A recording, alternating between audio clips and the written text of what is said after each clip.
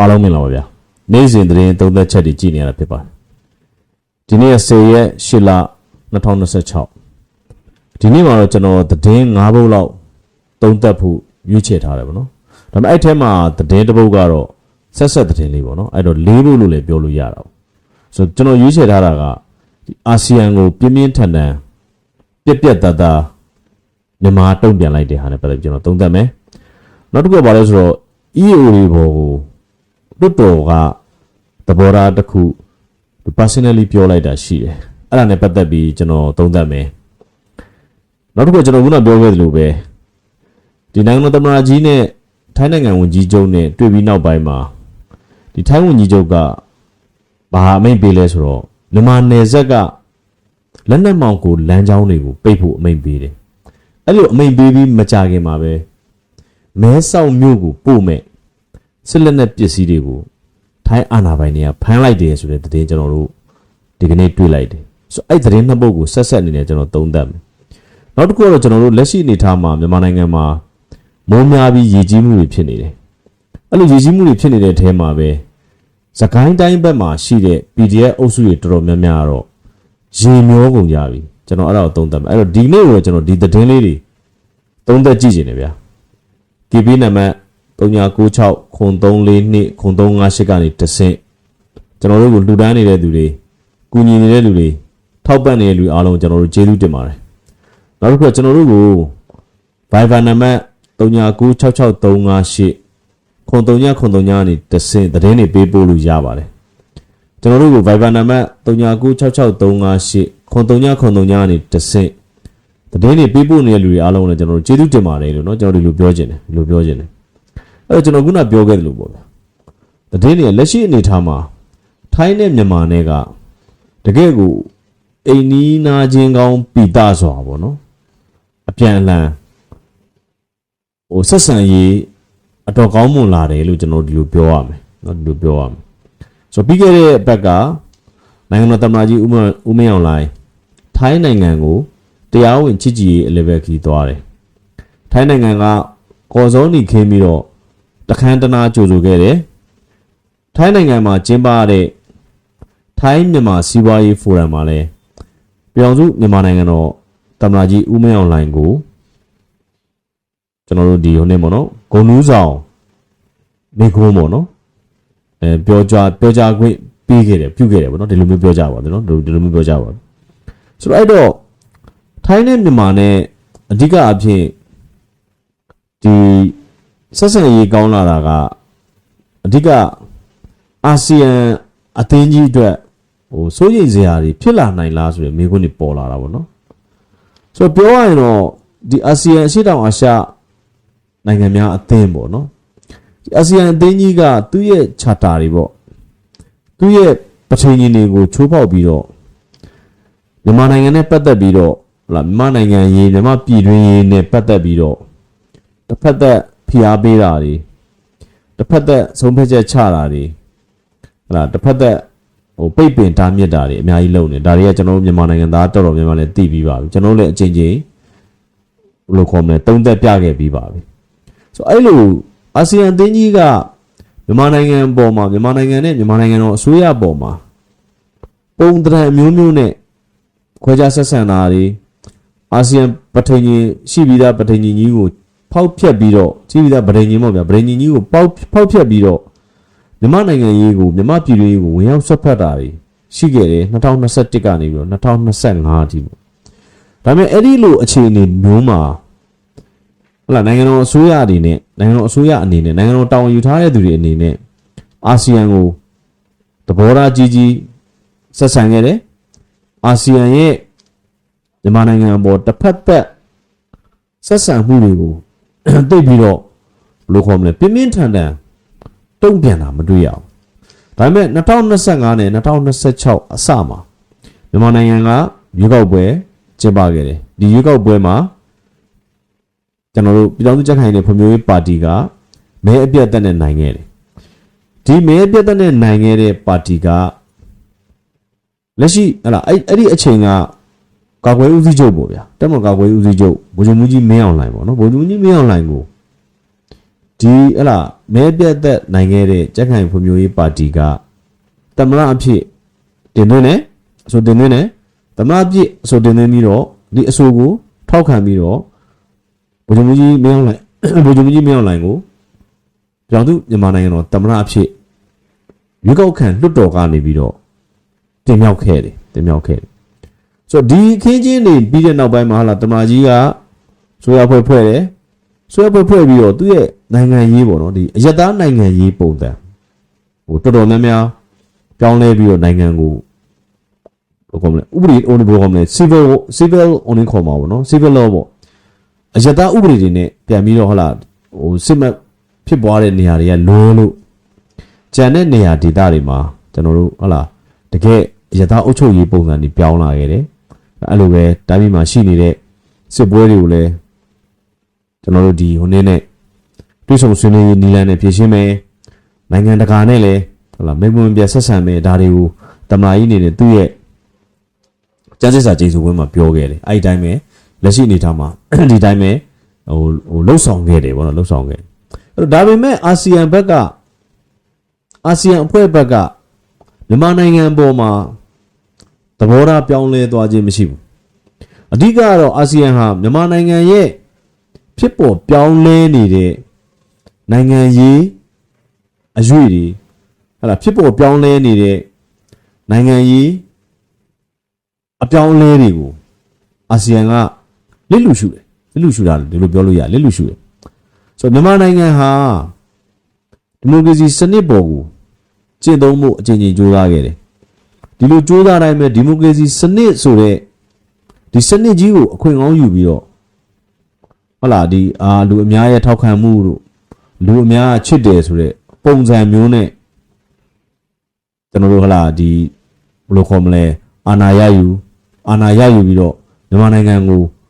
ဟိုပုံတံအမျိုးမျိုးနဲ့ပေါ့ဗျာနိုင်ငံရေးစုပူအောင်လုပ်ခဲ့တဲ့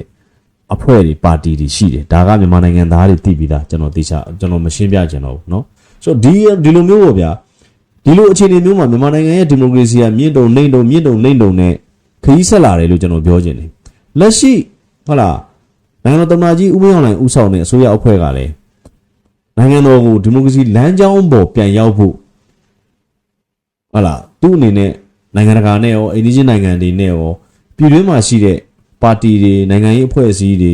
အခြားသောဟုတ်လားကျွန်တော်တို့ CSO တွေ NGO တွေနဲ့ပူးပေါင်းပြီးတော့လှုပ်ဆောင်နေတာကိုဘယ်သူမှမငြင်းနိုင်ဘူးဒါရှင်းနေနော်ဘယ်သူမှမငြင်းနိုင်ဘူးဆိုတော့အဲ့လိုမြန်မာနိုင်ငံရဲ့ပြောင်းလဲတွေကိုလစ်လူရှုပြီးတော့အာဆီယံကပုံတံအမျိုးမျိုးနဲ့မြန်မာနိုင်ငံကိုတသက်မတ်သေးဟုတ်လားမြင်းတွေတစ်ချောင်းနဲ့ဆွဲပြီးတော့ဒါပဲလုပ်ရမယ်ဒါပဲတတ်မှတ်ရမယ်လို့လှုပ်ဆောင်လာတာတွေကိုတမန်ကြီးကကျန်းစစ်စာကြိမ်နဲ့အချိန်ထိသူပြောတာရှိတယ်အာဆီယံနဲ့လည်းမိန်ဝင်မပြတ်ဆက်ဆံမယ်ဆိုတဲ့ဟာမျိုးပြောတယ်နောက်ပိုင်းမှာအာဆီယံဘက်ကတစင်ပြီးတိုးတက်လာတဲ့ဘယ်လိုခေါ်မလဲတိုးပြီးတော့မြန်မာနိုင်ငံပေါ်ကိုနိုင်ငံချင်းရဲ့ဂုဏ်သိက္ခာတွေဟုတ်လားနိုင်ငံတော်ရဲ့ဂုဏ်သိက္ခာတွေနိုင်ငံတော်နဲ့နိုင်ငံသားတွေရဲ့ဂုဏ်သိက္ခာတွေမြန်မာနိုင်ငံရဲ့နိုင်ငံရေးအပြောင်းအလဲတွေမြန်မာနိုင်ငံရဲ့နိုင်ငံရေးအရွေ့တွေကိုလစ်လူရှုပြီးတော့ဟုတ်လားပုံတံတနည်းတဲ့နဲ့ဟုတ်လားမြန်မာနိုင်ငံကိုတစ်ဖက်သက်ဖိအားတွေပေးလာတဲ့အခါကျတော့နိုင်ငံတော်ဘိုင်းကဒါနဲ့ပတ်သက်ပြီးတော့ပြင်းထန်ပြက်သားသားပြီးခဲ့တဲ့ရက်ပိုင်းကတုံ့ပြန်ခဲ့ဒါနဲ့ဒီလိုတုံ့ပြန်ချက်နဲ့ပတ်သက်ပြီးတော့လေမြန်မာနိုင်ငံမှာရှိတဲ့ CSO တွေဟုတ်လားနောက်ပြီးတော့ NGO တွေနောက်ပြီးတော့ကျွန်တော်တို့ဒီဟိုနေ့ပေါ့နော်ဒီနိုင်ငံရေးသမားတွေတော်တော်များများလည်းကြိုဆိုခဲ့တယ်ဘလောက်အထိတချို့နိုင်ငံရေးသမားတွေနဲ့ဟုတ်လားရက်ဖက်လူအဖွဲ့အစည်းတွေအစိုးရမဟုတ်တဲ့အဖွဲ့အစည်းခေါင်းဆောင်တွေကပြောလဲဆိုနိုင်ငံတော်အစိုးရအနေနဲ့အာဆီယံအဖွဲ့ကြီးကိုအဲ့ဒီလိုပြက်သားတုံ့ပြန်တင်တာကြာပြီနောက်တောင်ကြာနေပြီလို့ဒီလောက်ထိပြောတာရှိခဲ့အဲ့တော့နဲ့ပတ်သက်ပြီးတော့သတင်းပေါ့နော်သတင်းအကျဉ်းညာချက်ရဲ့သတင်းရဲ့ကိုကျွန်တော်အဲ့ဒါလေးကိုဖတ်ပြမယ်ပြီးရင်ကျွန်တော်ဆက်ပြီးတော့ကျွန်တော်သုံးသပ်ပြမယ်နောက်နေအာဆီယံဥက္ကဋ္ဌ၏အထူးကိုယ်စားလှယ်အသစ်ခန့်အပ်ရေးနှင့်၎င်း၏အခမ်းကဏ္ဍမှာဆက်လက်လိုအပ်ခြင်းရှိမည်မဟုတ်ဟုနိုင်ငံတော်သမ္မတဦးမင်းအောင်လှိုင်ဦးဆောင်သည့်မြန်မာအစိုးရအသစ်ကတုံ့ပြန်ပြောကြားလိုက်တယ်တဲ့နော်ဒါမနေ့ရပါနော်နိုင်ငံရေးဝန်ကြီးဌာနက2026ခုနှစ်ဒါဦးနေမော်တော့ဩဂုတ်လ10ရက်နေ့အောင်နော်2026ခုနှစ်ဩဂုတ်လ10ရက်ကအထက်ပါအတိုင်းထုတ်ပြန်ခဲ့ခြင်းဖြစ်တယ်ဆိုပြီးသတင်းထုတ်မှာဒီလိုရေးထားတယ်အဲ့လိုစပြီးတော့ ပြီးခဲ့တဲ့9နှစ်တာကာလအတွင်းမြန်မာနိုင်ငံဟာအာဆီယံအလှည့်ကျဥက္ကဋ္ဌများ၏မြန်မာနိုင်ငံဆိုင်ရာအထူးကိုယ်စားလှယ်အဆက်ဆက်နှင့်အတက်နိုင်ဆုံးပူးပေါင်းဆောင်ရွက်ခဲ့ပြီးလက်ရှိအာဆီယံဥက္ကဋ္ဌ၏မြန်မာနိုင်ငံဆိုင်ရာအထူးကိုယ်စားလှယ်နှင့်လည်းဆက်လက်ပူးပေါင်းဆောင်ရွက်မည်ဖြစ်ကြောင်းနိုင်ငံရေးဝန်ကြီးဌာနကထုတ်ပြန်ခဲ့တယ်တဲ့မြန်မာနိုင်ငံရေးဝန်ကြီးဌာနကယခုအခါမြန်မာနိုင်ငံတွင်ပြည်သူလူထု၏စံနှနှင့်အညီကျင်းပခဲ့သည့်ပါတီစုံဒီမိုကရေစီအထွေထွေရွေးကောက်ပွဲမှတဆင့်ပေါ်ထွက်လာသည့်အစိုးရအဖွဲ့ကတာဝန်ယူဆောင်ရွက်လျက်ရှိသဖြင့်နောင်တွင်အာဆီယံဥက္ကဋ္ဌ၏အထူးကိုယ်စားလှယ်အသစ်ခန့်အပ်ရေးနှင့်၎င်း၏အခမ်းကဏ္ဍမှာဆက်လက်လိုအပ်ခြင်းရှိမည်မဟုတ်ဟုမှတ်ယူပါသည်เนาะဒီလိုမျိုးเนาะပြတ်သားပြီးတိကျတဲ့စကားလုံးအသုံးအနှုန်းတွေနဲ့အာဆီယံကိုနိုင်ငံတော်အစိုးရကတုံ့ပြန်လိုက်တာเนาะထုတ်ပြန်ခဲ့တယ်တဲ့အာဆီယံဟာအချုပ်အခြာအာဏာပိုင်နိုင်ငံများဖြင့်ဖွဲ့စည်းထားသည့်စီးမြင့်အခြေပြုဒေသဆိုင်ရာအဖွဲ့အစည်းဖြစ်သည့်နည်းအညီအာဆီယံပဋိညာဉ်စာတမ်းပါအခြေခံမူများအထူးသဖြင့်အဖွဲ့ဝင်နိုင်ငံများ၏လွတ်လပ်မှုအချုပ်အခြာအာဏာပိုင်ဆိုင်မှုဒန်းတူရည်တူရှိမှုနှင့်ပြည်တွင်းရေးကိုဝင်ရောက်ဆွတ်ဖက်မှုမပြုရေးဟူသည့်မူများကိုအစဉ်အမြဲလေးစားလိုက်နာရန်လိုအပ်ကြောင်းမြန်မာနိုင်ငံသားရေးဝန်ကြီးဌာနကတုံ့ပြန်ခဲ့တာဖြစ်တယ်တဲ့အဲ့တော့အဖွဲ့ဝင်နိုင်ငံများအနေဖြင့်မိမိတို့ကိုယ်တိုင်ချမှတ်ထားသည့်အခြေခံမူများကိုလိုက်နာဆောင်ရွက်ရန်နှင့်အဖွဲ့ဝင်နိုင်ငံတနိုင်ငံ၏ပြည်တွင်းရေးကိစ္စများတွင်ဖိအားပေးခြင်းသို့မဟုတ်ဝင်ရောက်ဆွတ်ဖက်ခြင်းသဘောတက်ရောက်သည့်ဆောင်ရွက်ချက်များကိုရှောင်ရှားရန်လိုအပ်ကြောင်းမြန်မာနိုင်ငံသားရေးဝန်ကြီးဌာနကတုံ့ပြန်ခဲ့တာဖြစ်တယ်လက်ရှိအာဆီယံဥက္ကဋ္ဌမှာဖိလစ်ပိုင်နိုင်ငံဖြစ်ပြီးမြန်မာနိုင်ငံဆိုင်ရာအာဆီယံအထူးကိုယ်စားလှယ်သည်ဖိလစ်ပိုင်နိုင်ငံရေးဝန်ကြီးဖြစ်တယ်တဲ့အာဆီယံကဖန်တီးထိမ့်သိမ်းခံထားရတဲ့ဒေါအောင်ဆန်းစုကြည်နဲ့တွေ့ဆုံခွင့်ပေးရန်တောင်းဆိုလျက်ရှိနေတယ်တဲ့ပြောရရင်တော့ဒီဖိလစ်ပိုင်နိုင်ငံရေးဝန်ကြီးကသူကမြန်မာနိုင်ငံကိုလာပြီးဒေါအောင်ဆန်းစုကြည်အပါအဝင်အခြားနိုင်ငံရေးအကျဉ်းသားတွေနဲ့တွေ့ကြနေဘာညာဆိုပြီးတော့သူကဒီလိုကြေညာချက်တွေထုတ်ပြီးတော့တောင်းဆိုတာပေါ့အဲ့လိုတောင်းဆိုတဲ့အချိန်ကလည်းဘာလဲဆိုတော့ဗျလက်ရှိသမ္မတကြီးကထိုင်းနိုင်ငံအလယ်ဘက်ခီးသွားနေတဲ့အချိန်မှာသူကကြေညာချက်ထုတ်ပြီးတောင်းဆိုတာဆိုတော့ပြောရလို့ရှိရင်ထိုင်းနိုင်ငံအနေနဲ့ကလည်းလက်ရှိမြန်မာနိုင်ငံရေးအကြက်အတဲကိုအိမ်နီးချင်းကောင်းပြီးသားစွာဖြည့်ရှင်းပေးနေတာရှိတယ်နောက်တစ်ခုကဘာလဲဆိုတော့ဒီကြေညာချက်ထဲမှာဖော်ပြခဲ့တဲ့အတိုင်းပဲအာဆီယံအဖွဲ့ဟာစီးမြင်းပေါ်မှာအခြေခံပြီးတော့ဖွဲ့စည်းထားတဲ့အဖွဲ့အစည်းတစ်ခုဖြစ်တယ်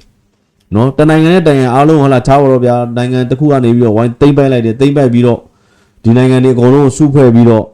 ဟုတ်လားအဖွဲ့အစည်းအာဆီယံဆိုပြီးဖွဲ့စည်းပေးထားတာမဟုတ်ဘူးကျွန်တော်ပြောချင်တာနော်အာဆီယံအဖွဲ့အစည်းဟာလွတ်လပ်တဲ့နိုင်ငံတွေအရှေ့တောင်အာရှဒေသတွင်းမှာရှိတဲ့လွတ်လပ်တဲ့နိုင်ငံအချုပ်အခြာအာဏာပိုင်နိုင်ငံ10နိုင်ငံပါဝင်တဲ့အဖွဲ့အစည်းတစ်ခုဖြစ်တယ်အဲ့တော့ဒီအချုပ်အခြာအာဏာပိုင်နိုင်ငံတွေဟာဒီအာဆီယံအဖွဲ့အစည်းတွေမှာပါဝင်တဲ့အတွက်ဒီနိုင်ငံတနိုင်ငံချင်းစီဟာသူတို့မတူညီတဲ့အုပ်ချုပ်ပုံစနစ်တွေမတူညီတဲ့နိုင်ငံရေးစနစ်တွေမတူညီတဲ့ကိုယ်ကွယ်ယုံကြည်မှုတွေဟလာမတူညီတဲ့လူမျိုးရေးအသွင်သဏ္ဍာန်ကွဲပြားမှုတွေရှိတယ်ဆိုတော့ဒါတွေဟာအဲ့ဒီနိုင်ငံတနိုင်ငံချင်းစီမှာပြဋ္ဌာန်းထားတဲ့ဥပဒေတွေနဲ့ပဲဆိုင်တယ်အဲ့ဒီဥပဒေတွေကိုဒီဥပဒေကိုတော့ဒီလိုပြင်ပေးပါဒီဥပဒေကိုတော့ဒီလိုဖြတ်ပေးပါဆိုပြီးတော့အာဆီယံအသင်းကြီးကဝင်ရောက်ချဲ့လေတာတွေဝင်ရောက်ဆွတ်ဖက်တာတွေမလုပ်ရဘူးအဲ့ဒါကအာဆီယံချာတာမှာပါပြီးသားအာဆီယံအဖွဲ့ဝင်တနိုင်ငံချင်းစီရဲ့ပြည်တွင်းရေးကိုအခြားအာဆီယံအဖွဲ့ဝင်နိုင်ငံတွေကဝင်ရောက်ဆွတ်ဖက်ခြင်းမပြုရဆိုပြီးတော့ဒီလိုပါထားတယ်အဲ့တော့ပြည်တွင်းရေးဆိုတဲ့နေရာမှာအဲ့ဒီပြည်တွင်းမှာရှိတဲ့တရားဥပဒေစိုးမိုးရေးတရားစီရင်ရေးဟုတ်လားဘာသာတရားကိုးကွယ်မှုအဲ့ဒီနိုင်ငံကပြဋ္ဌာန်းထားတဲ့ဥပဒေတွေအဲ့ဒီနိုင်ငံကဟလာပြဋ္ဌာန်းထားတဲ့ဥပဒေတွေရဲ့ဟလာဘယ်လိုခေါ်မလဲဟိုရုံးကန်လှုပ်ရှားမှုတွေကိုအာဆီယံအနေနဲ့ဒီဥပဒေကတော့မှားနေတယ်ဒီလိုပြင်ပါဒီလိုအမိန့်မချအောင်ဒီလိုချပါဆိုပြီးတော့ဝင်ရောက်ဆွတ်ချဲလေပိုင်ခွင့်မရှိဘူးဝင်ရောက်ချဲလေပိုင်ခွင့်မရှိစေရဆိုပြီးတော့အာဆီယံရဲ့ပဋိညာဉ်မှာပါပြီးသားဖြစ်တယ်အဲ့တော့မြန်မာနိုင်ငံအစိုးရအနေနဲ့ကပထမကတော့ဟလာ2021ကနေ2025 26ပေါ့နော်26ပထမပိုင်းကြီးကဂျာကာလာအစိုးရတရက်ဖြစ်တဲ့အတွက်နိုင်ငံတော်အစိုးရအနေနဲ့ကအာဆီယံနဲ့မိတ်ဝတ်မပြတ်ဆက်ဆံရုံပဲဆက်ဆံတယ် ဒါပေမဲ့လက်ရှိအနေအထားမှာမြန်မာနိုင်ငံကိုအုပ်ချုပ်နေတာဟာမြန်မာနိုင်ငံသားတွေကရွေးချယ်တင်မြှောက်လိုက်တဲ့လွတ်တော်ကတဆင့်ရွေးချယ်လိုက်တဲ့နိုင်ငံတော်အစိုးရဖြစ်တယ်ပြောရတော့မြန်မာနိုင်ငံသားတွေကိုကိုစားပြုတဲ့အစိုးရတရက်ဖြစ်တယ်အဲ့တော့မြန်မာနိုင်ငံသားတွေကိုကိုစားပြုတဲ့အစိုးရတရက်ဟာဟုတ်လားကျွန်တော်တို့ဒီမြန်မာနိုင်ငံသားတွေရွေးချယ်ထားတဲ့လွတ်တော်ကဆုံးဖြတ်ချက်တွေကိုလိုက်နာဖို့တာဝန်ရှိတယ်။ဘာကြောင့်ကျွန်တော်ကဒါကိုပြောလဲဆိုတော့ပြီးခဲ့တဲ့လကပေါ့နော်ဇူလိုင်လအတွင်းမှာလွတ်တော်ကအာဆီယံနဲ့ပတ်သက်ပြီးတော့လွတ်တော်မှာလွတ်တော်ကိုယ်စားလှယ်တွေအပြန်အလှန်ဆွေးနွေးပြီးတော့တချို့ဆိုရင်အာဆီယံအသင်းကြီးကနေထွက်ရင်ထွက်မထွက်လို့ရှိရင်ဖိလစ်ပိုင်ကိုအာဆီယံအသင်းကထွက်ဖို့အတွက်တိုက်တွန်းတဲ့နေအထိတောင်လွတ်တော်ကိုယ်စားလှယ်တွေကအစိုးရဘုံကိုတိုက်တွန်းတာရှိတယ်။အဲ့လိုလွတ်တော်မှာအပြန်အလှန်ဆွေးနွေးပြီးတော့ထွက်လာတဲ့ဟာကတော့အဓိကအားဖြင့်တော့အာဆီယံရဲ့ 5 point consensus ကိုအစိုးရအနေနဲ့လိုက်နာစရာအကြောင်းမရှိဘူး။ဒီ 5 point consensus ဆိုတဲ့ဟာကြီးနဲ့မဟုတ်ဘဲနဲ့မြန်မာနိုင်ငံရေးနဲ့မြန်မာငြိမ်းချမ်းရေးမြန်မာနိုင်ငံမှာမျိုးသားပြန်လည်ရင်ကြားစစ်ရေးဟာလားမြန်မာနိုင်ငံမှာဖြစ်ပွားနေတဲ့စစ်ပွဲတွေငြိမ်းချမ်းရေးလူသားချင်းဌာနစာနာမှုအထောက်အကူတွေဟာလားပေးအပ်ရေးဒါတွေအားလုံးကိုမြန်မာအစိုးရကသာမြန်မာနီးမြန်မာဟန်နဲ့ကင်တွယ်လှုပ်ဆောင်ရမယ်ဆိုလွှတ်တော်ကဒီလိုသဘောရတဲ့ဆုံးဖြတ်တစ်ခုကြလာတယ်အဲ့တော့နိုင်ငံတော်အစိုးရကလည်းအဲ့တော့ဒါနဲ့ပတ်သက်ပြီးတော့အာဆီယံကိုဟုတ်လားကျွန်တော်တို့ဒီ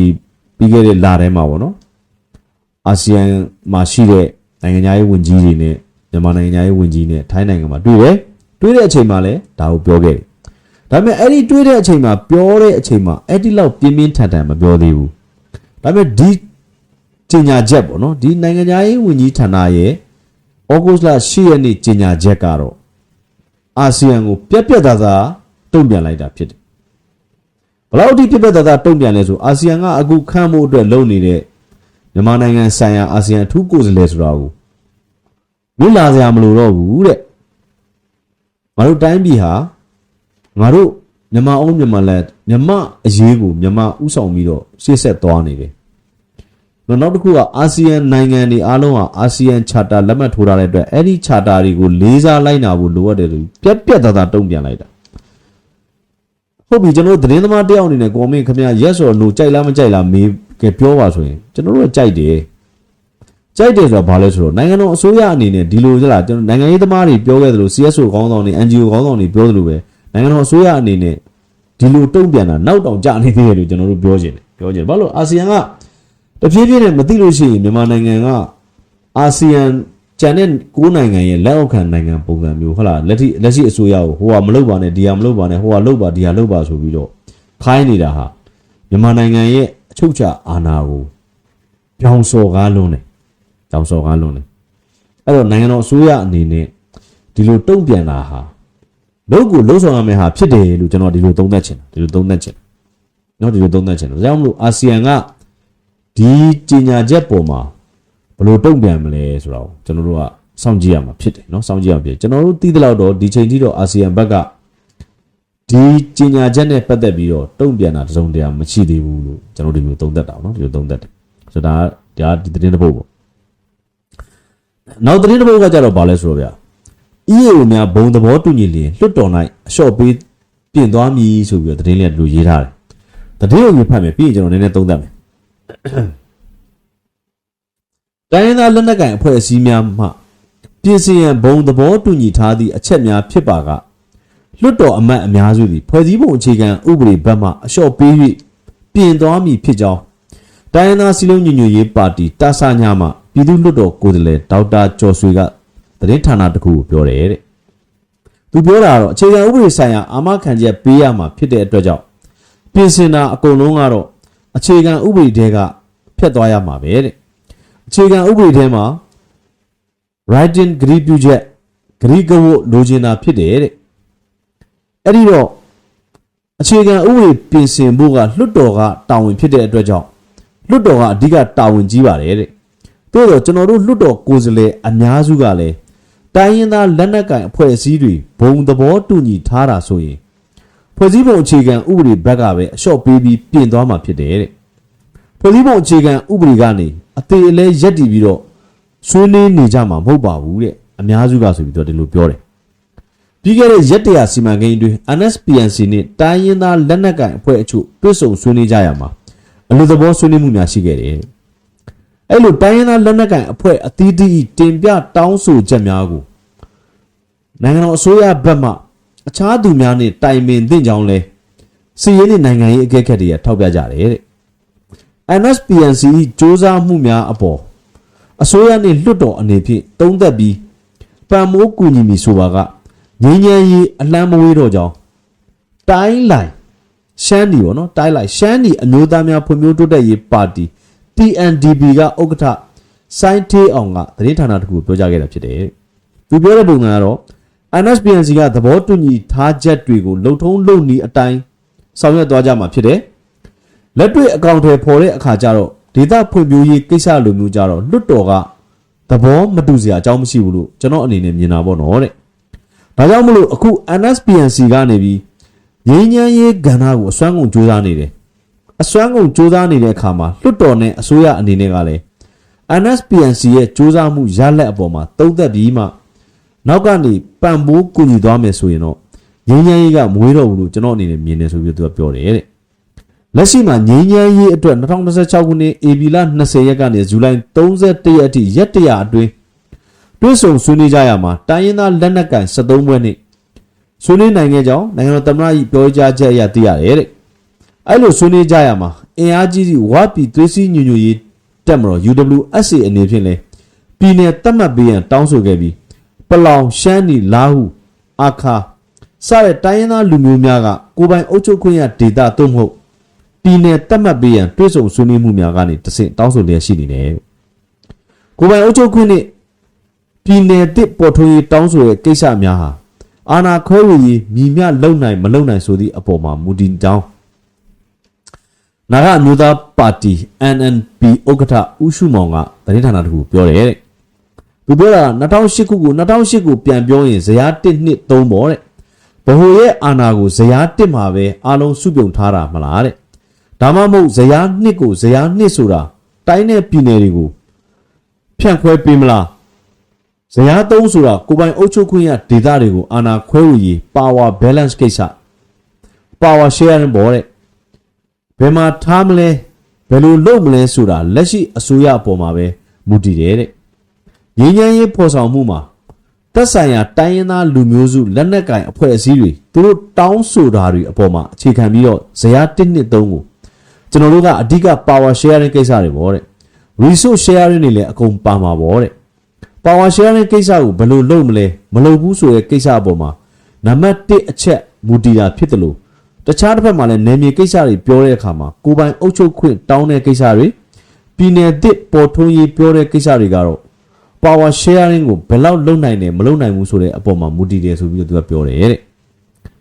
နိုင်ငံတော်သမ္မတကြီးဦးမင်းအောင်လှိုင်အစိုးရအဖွဲ့အသစ်တက်မလာခင် NSPNC နဲ့နိုင်ငံရေးပါတီများအစုအဖွဲ့ NCA ထိုးထားတဲ့တိုင်းရင်းသားလက်နက်ကိုင်အဖွဲ့တို့အကြားမှာ2008ဖွဲ့စည်းပုံအခြေခံဥပဒေထဲမှာပြင်ဆင်ရန်43ချက်သဘောတူညီမှုရရှိထားတယ်တဲ့အဲ့43ချက်ကိုဥစွာပြင်ဆင်နိုင်ရေးအတွက်ပြောင်စုလွှတ်တော်ကိုပို့ထားပြီးဖြစ်ကြောင်းလည်းသိရတယ်တဲ့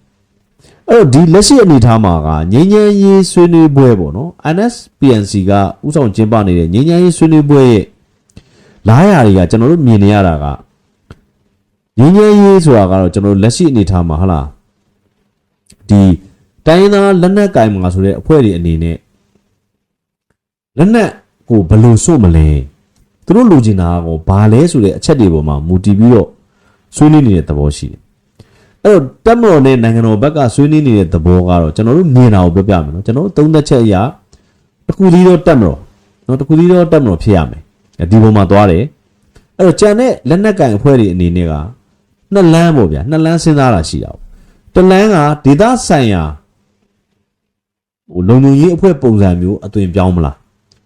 ဒေသဆိုင်ရာလုံခြုံရေးအဖွဲ့ဆိုတာဥပမာအပြင်ထားပါတော့ဗျာဒေသဆိုင်ရာရဲတပ်ဖွဲ့လည်းဖြစ်ချင်ဖြစ်မယ်ဥပမာအပြင်နေကြားဒေသနဲ့ဆက်ဆက်နေတဲ့တိုင်းရင်းသားလက်နက်ကိုင်တွေဆိုရင် BGF ပုံစံမျိုးပေါ့ Border Gap Force ပုံစံမျိုးပြောင်းမလားဒါကနိုင်ငံတော်ဘက်က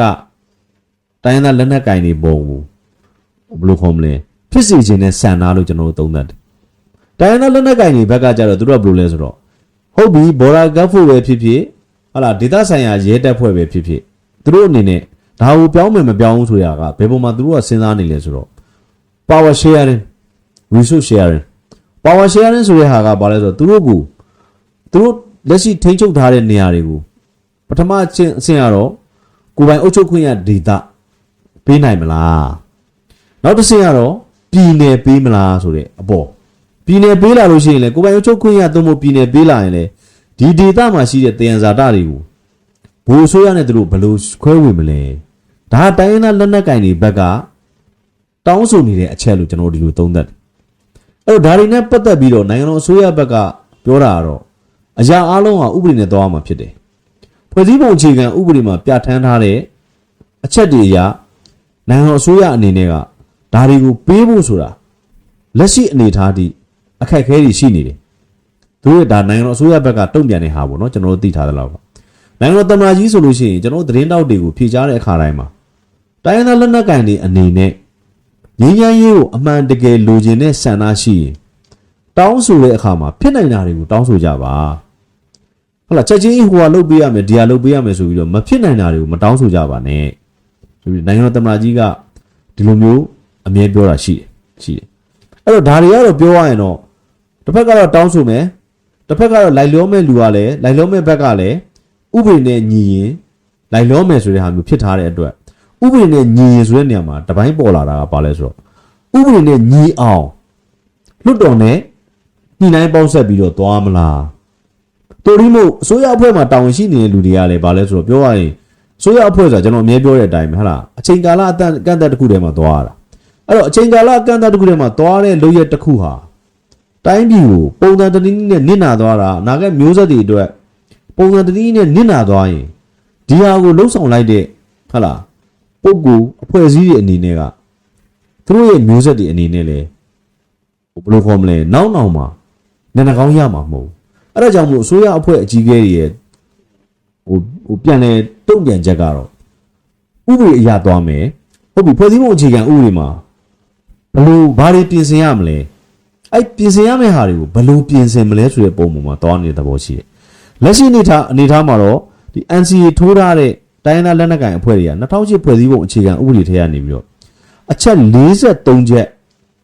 ပြင်ဆင်မှုအတွက်သဘောတူညီထားတယ်ဆိုတဲ့သတင်းကဒါလူတိုင်းသိထားပြီအဲ့ဒါနဲ့ပတ်သက်ပြီးတော့လေနိုင်ငံတော်သမ္မတကလွတ်တော်ကိုဟုတ်လားဒါတွေကိုဘယ်လိုပြင်လို့ရမလဲဆိုတဲ့ဟာမျိုးတင်ထားတယ်ဆိုတဲ့သတင်းတွေလည်းကျွန်တော်တို့ထွက်နေတာရှိတယ်အဲ့တော့ပြည်နယ်ပဲဖြစ်ဖြစ်ကိုယ်ပိုင်အုပ်ချုပ်ခွင့်ရဒေသပဲဖြစ်ဖြစ်ပြီးတဲ့အခါမှာဒါတွေကလည်းဥပဒေအရဆိုတဲ့အတွက်ဒါတွေကဖွဲ့စည်းပုံအခြေခံဥပဒေထဲမှာတတ်မှတ်ရေးဆွဲဖော်ပြထားတာဖြစ်ရမယ်ဒါမျိုးသွားမယ်အဲ့တော့ပြောရရင်တော့ကျွန်တော်တို့ကဟလာငင်းငင်းရေးရဖို့အတွက်ကဝေးသေးလားဆိုတော့ဒီအချက်လက်တွေပေါ်မှာဟလာဒီအချက်လက်တွေကိုဆွေးနွေးဖို့ဒီအချက်လက်တွေကိုဟလာသဘောတူဖို့လွတ်တော်ဘက်မှာဒါတွေကိုဆွေးနွေးဖို့ဘယ်လောက်ကြာမလဲဆိုတဲ့အချိန်ပေါ်မှာအနည်းဝေးကိုကျွန်တော်တို့ပြောလို့ရတယ်ဟောနီးပြီလားဆိုလို့ရှိရင်လေလွတ်တော်နဲ့ခုနပြောတဲ့အစိုးရအဖွဲ့အနေနဲ့က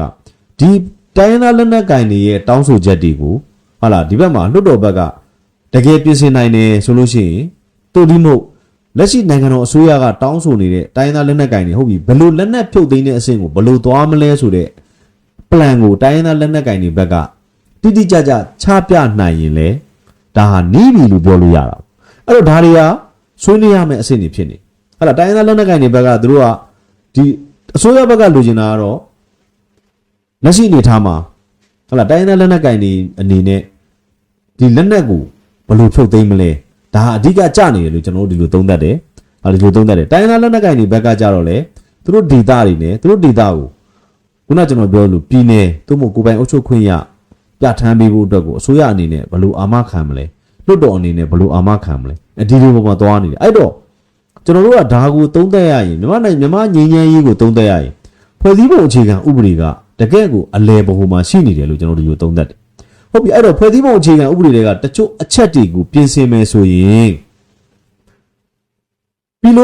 လုံးကျွဆန္ဒခံယူပွဲလုပ်တဲ့အဆင့်အထိပါလာတာရှိတယ်။ဘာကြောင့်လဲဆိုတော့ဖွဲ့စည်းပုံအခြေခံဥပဒေရေးဆွဲစဉ်တုန်းကဟုတ်လားမြန်မာနိုင်ငံမှာရှိတဲ့တက်တိပညာရှင်တွေနောက်ပြီးတော့ကျွန်တော်တို့လူထုလူတန်းစားအလွှာအသီးသီးကကိုယ်စားလှယ်တွေဒါတွေကနေရေးဆွဲထားပြီးတော့ဟုတ်လားကျွန်တော်တို့ဒီုံထဲမှာ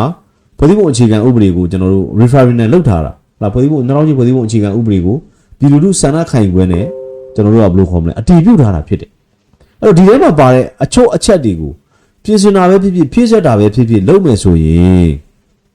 လွတ်တော်လောင်းနဲ့လုံလောက်ပါမလားဆိုတဲ့မိကုန်းတွေပေါ်လာ။ဘာကြောင့်လဲလွတ်တော်ဟာမှန်တယ်ပြည်သူလူထုကိုစားပြုထားတဲ့အမတ်တွေ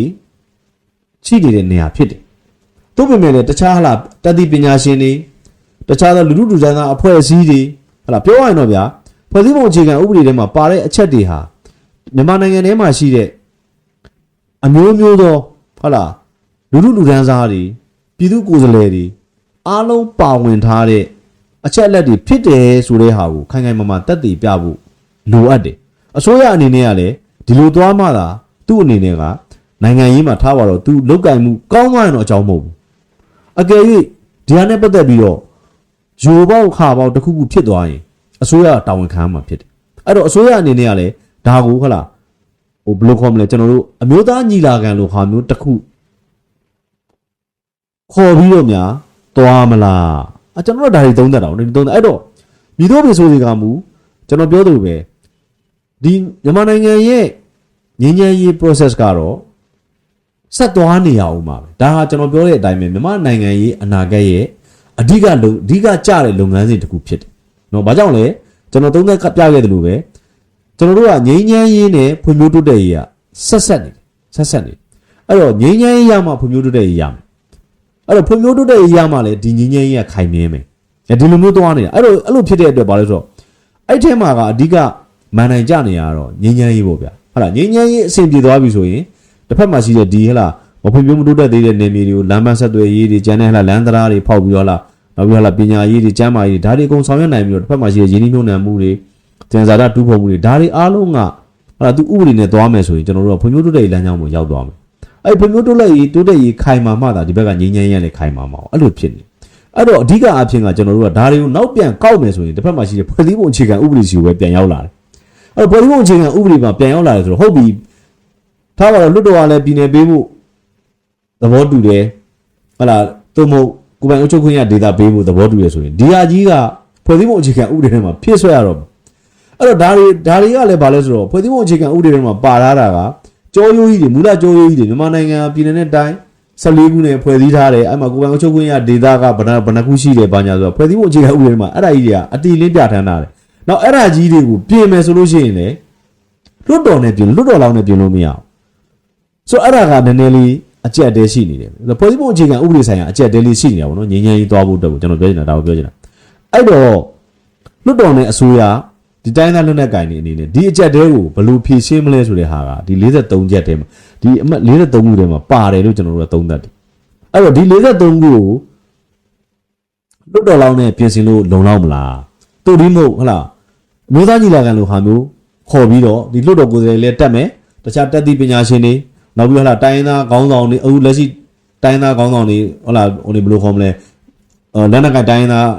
းသားစုဖွဲ့ခေါင်းဆောင်တွေလည်းတက်အဲစားဒါမျိုးတွေသွားမလားဆိုတဲ့ပုံစံမျိုးကျွန်တော်တို့ကစဉ်းစားတာပေါ့မိတို့ဝင်ဆိုတွေကမူငင်းရဲရေးလုပ်ငန်းစဉ်တွေကတော့ဘယ်လိုခေါ်မလဲချောချောမွေ့မွေ့နဲ့သွားနေတယ်လို့ကျွန်တော်တို့လိုသုံးသပ်ချင်တယ်အဲ့တော့ကျွန်တော်တို့ကအဓိကအဖြစ်တော့ကိုကတော့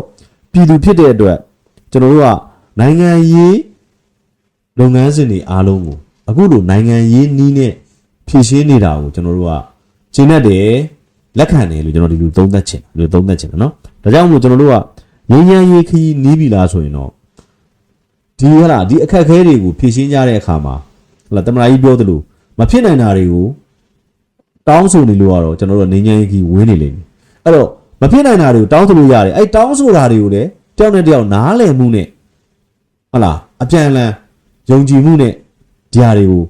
ဖြည့်ရှင်းကြမယ်ဆိုရင်တော့ဒါငြိမ်းချမ်းရေးကြီးနီးပြီလို့ပြောလို့ရတာပေါ့နော်ပြောလို့ရဒါပေမဲ့ဒီ P process တွေကတော့ဆက်ရှိနေဦးမှာဖြစ်တယ်လို့ကျွန်တော်ဒီလိုသုံးသပ်ချင်ဟုတ်ပြီနောက်တစ်ခုကကြတော့ဘာလဲဆိုတော့လက်ရှိအနေထားမှာဟဲ့လားနောက်သတင်းတစ်ပုဒ်ကတော့လက်ရှိအနေထားမှာ